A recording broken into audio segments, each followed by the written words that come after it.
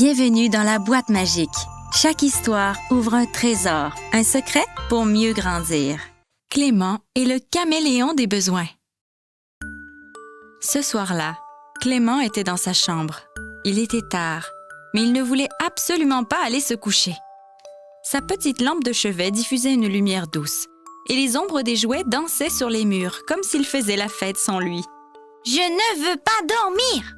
cria-t-il en sautant sur son lit. Ses couvertures volaient dans tous les sens et ses doudous tombaient par terre. « Je veux encore jouer !»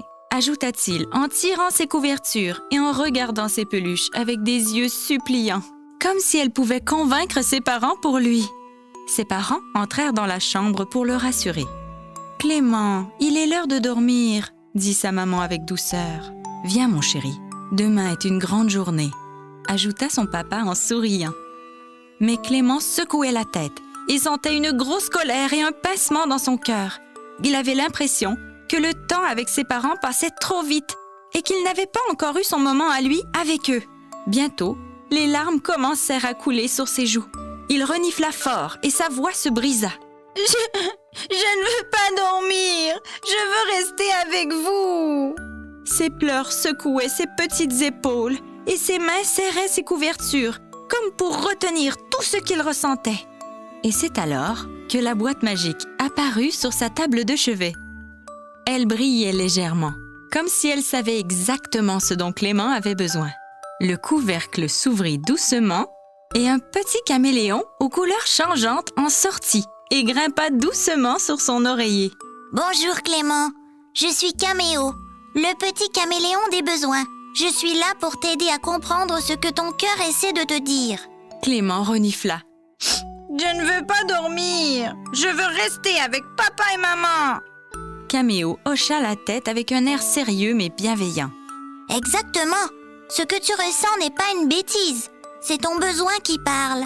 Tu avais besoin de temps pour te connecter avec tes parents avant d'aller au lit. » Le caméléon ajouta doucement. « On va deviner ce dont tu avais besoin et trouver une manière de t'aider, comme chercher la clé perdue au lieu de crier. » Clément réfléchit un instant et observa Caméo changer de couleur, passant du bleu au rose, puis au vert tendre. Il sentit son cœur se calmer un peu. « Quand tu comprends ton besoin, tu peux trouver une solution. » continua Caméo. « Par exemple, tu peux demander « Peut-on lire une histoire ensemble avant que j'aille dormir ?» ou avoir un petit moment câlin pour te sentir rassuré. » Clément sourit timidement. « Oui, je veux un câlin et je veux qu'on lise une histoire ensemble avant de dormir. » Caméo changea de couleur pour devenir vert tendre. « Bravo! Tu as écouté ton besoin et trouvé une solution qui te fait sentir mieux. » Après un gros câlin, ils ouvrirent un livre rempli de dragons et de fées. Les rires remplirent la chambre et la colère avait disparu. Clément avait le cœur plus léger.